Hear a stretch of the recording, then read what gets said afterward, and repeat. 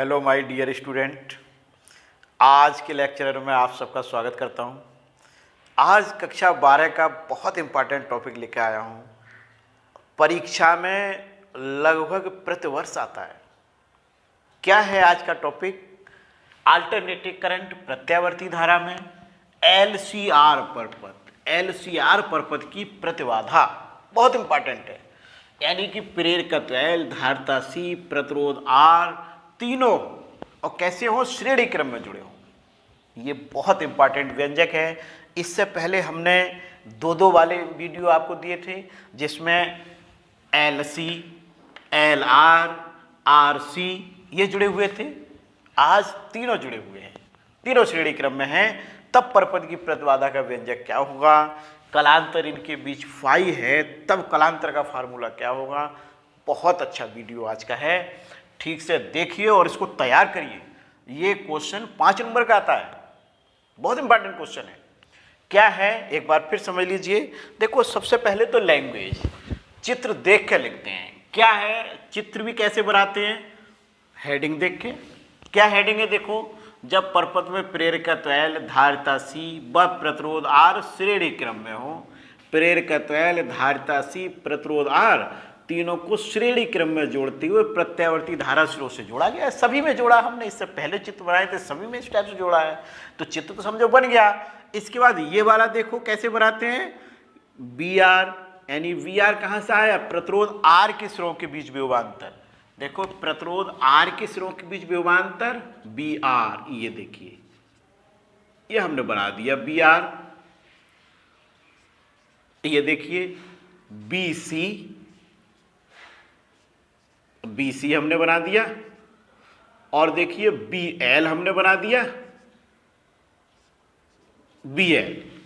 B L क्या है, प्रेरकत्व L के सिरों के बीच विभवांतर बी एल, धारिता सी के सिरों के बीच विभवांतर बी सी और प्रतिरोध आर के सिरों के बीच विभवांतर बी आर। हम पहले पढ़ चुके हैं, प्रतिरोध आर के सिरों के बीच विभवांतर बी आर और धारा आई समान कला में होते हैं। सिंगल वाले में था, एल आर परपथ में भी हमने बताया था। इसके बाद देखो, प्रेरकत्व एल के सिरों के बीच विभवांतर बी एल धारा आई से कला में 90 डिग्री अग्रगामी होता है और धारिता सी के सिरों के बीच विभवांतर बी सी धारा आई से कला में 90 डिग्री पश्चिगामी होता है। इन दोनों का देखिए ये डिफरेंस हमने लिख दिया, V L difference B C यहाँ पर लिख सकते हैं क्योंकि बी सी नीचे की ओर है, इसको ऐसे भी लिख सकते हैं। देखिए ये 90 डिग्री है ना, अग्रगामी होता है, कितना 90 डिग्री अग्रगामी होता है प्रेरकत्व एल के सिरों के बीच विभवांतर बी एल और धारिता धारिता सी के सिरों के बीच विभवांतर बी सी, ये भी 90 डिग्री पश्चिगामी होता है धारा आई से। तो इसलिए ये 90 डिग्री, ये भी 90 डिग्री है। अच्छा देखो, ये क्या है, परिणामी विभवांतर, ये क्या बन गया, आधार, ये लंब B L difference B C, ये भी है, ये भी है। अब हम इस चित्र को देख के सबसे पहले लैंग्वेज लिखेंगे, क्योंकि चित्र बनाना और उसके बारे में लिखना बहुत आवश्यक होता है, वरना नंबर कट जाते हैं। क्या लिखेंगे, देखो, देखेंगे चित्र और लिखते चले जाएंगे। क्या है, देखिए माना प्रेरकत्व एल, एल आगे क्या है, धारिता सी तथा प्रतिरोध आर कैसे जोड़ा गया है, श्रेणी क्रम में, को श्रेणी क्रम में जोड़ते हुए, को श्रेणी क्रम में जोड़ते हुए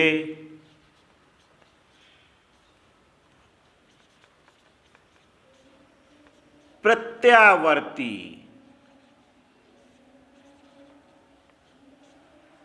धारा स्रोत से जोड़ा गया है।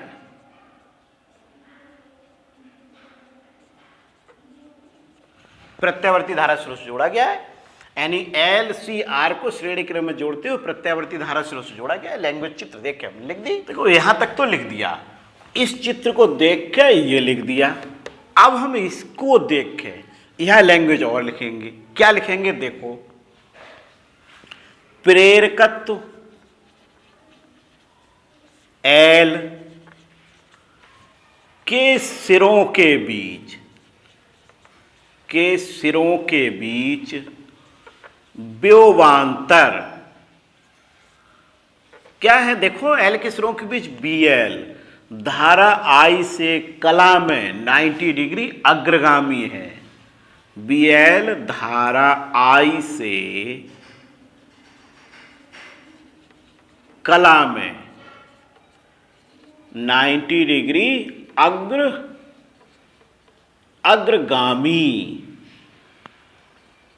अग्रगामी एवं, और लिख दो, एवं धारता सी के सिरों के बीच, धारता सी के सिरों के बीच व्योमांतर क्या है? धारता सी के सिरों के बीच व्योमांतर बी सी, कला में 90 डिग्री पश्चिगामी, यानी किससे? धारा आई से, धारा आई से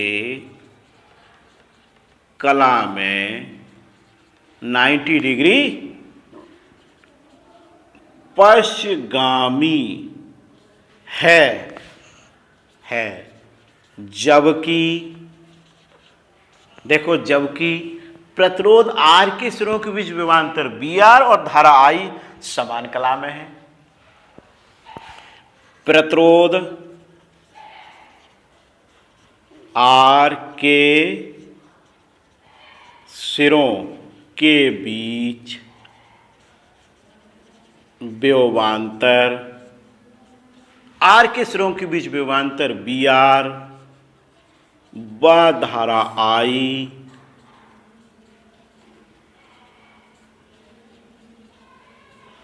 समान कला में है। देखो यदि इनका परिणामी विभवांतर, परिणामी विभवांतर क्या लिखते हैं? बी हो तब, परिणामी विभवांतर बी हो तब देखो बी बराबर क्या आएगा? देखिए बी ये है, इसका वर्ग प्लस इसका वर्ग ले लो, होता है ना, कर्ण का वर्ग बराबर आधार का वर्ग प्लस लंब का वर्ग, B L difference B C का होल स्क्वायर, ये आ गया। अब देखो परंतु ये देखो बी आर बराबर क्या होता है? आई आर, और बी एल बराबर आई एक्स एल, और बी सी बराबर आई एक्स सी, ये हम पहले पढ़ चुके हैं। वैल्यू लगा दो, अतः बी स्क्वायर बराबर देखो I square R square plus, यहां देखो क्या आएगा? I square X L square difference I square X square. अब देखो यहां से आई स्क्वायर कॉमन लेंगे, यहां भी आई स्क्वायर है, आई स्क्वायर को हमने कॉमन ले लिया, तो बी स्क्वायर बराबर आई स्क्वायर, यहां देखो बचा आर स्क्वायर, यहां बचा R square plus X L difference X का होल स्क्वायर, यही तो बचेगा। अब देखो B square upon I square इधर ले लो, अपॉन आई स्क्वायर बराबर R square plus X L difference X का होल स्क्वायर, और बी अपॉन आई बराबर अगर लिखें बी अपॉन आई तो इधर क्या आ जाएगा? रूट आ जाएगा, R square plus X L difference X का होल स्क्वायर। अब देखिए जो बी अपॉन आई है, बी अपॉन आई को क्या लिखते हैं? कहेंगे अनुपात बी अपॉन आई, ओम के नियम से तुलना करने पर ओमी प्रतिरोध है या प्रभावी प्रतिरोध है, परपद का प्रभावी प्रतिरोध है, अतः इसे प्रतिरोध न कहकर परपद की प्रतिबाधा कहते हैं। क्यों कहते हैं? क्योंकि ये प्रतिरोध प्रेरकत्व L, धारिता C व प्रतिरोध R तीनों के कारण है, अतः इसे प्रतिरोध न कहकर परपद की प्रतिबाधा कहते हैं। लैंग्वेज लिख दो तो ठीक, न लिखो तब भी कोई बात नहीं, आप ऐसे लिख दो, अतः परपथ की प्रतिबाधा, अतः परपद की प्रतिबाधा क्या होती है, जेड। जेड बराबर आर स्क्वायर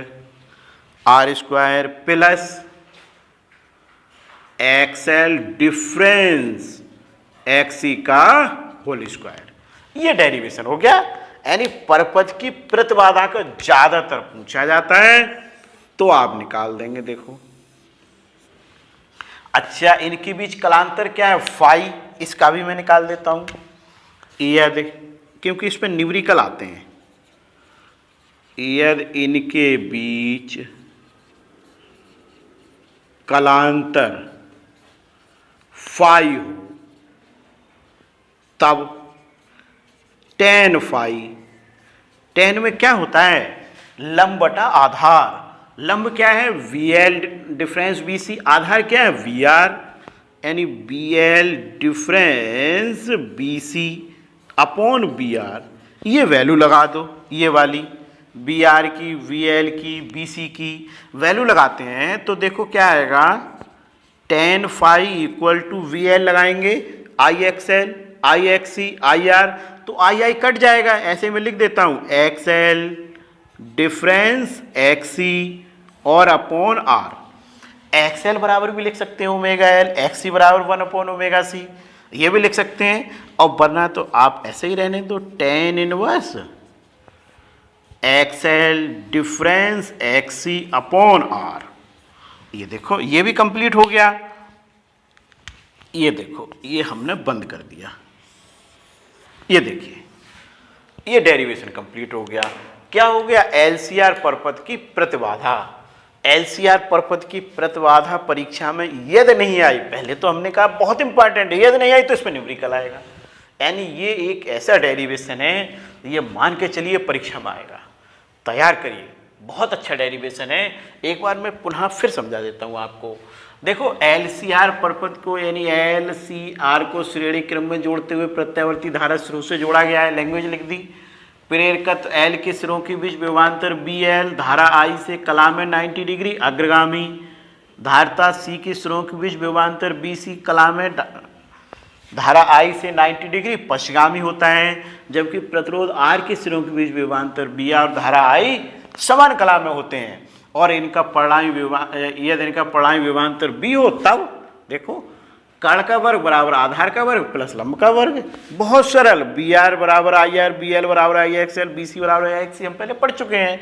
वैल्यू लगा दो, देखो बी अपॉन आई को क्या लिखते हैं, जेड, परपद की प्रतिबाधा, तो जेड बराबर ये आ गया। देखो ये दिन के बीच कलांतर फाई हो, तो अच्छा यहाँ पर जैसे एक्स एल है, इसको और बढ़ाना चाहो तो क्या लिख सकते हो, ओमेगा एल, यहाँ क्या लिख सकते हो, 1 अपॉन ओमेगा सी।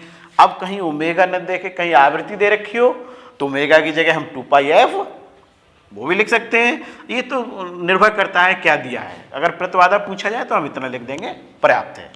अब देखिए ये हमने कलांतर भी निकाल दिया, ये डेरिवेशन कंप्लीट हो गया। अब हम अगले वीडियो में इस अगला टॉपिक लेके आ रहे हैं, तो इसको तैयार करिए। Okay, thank you.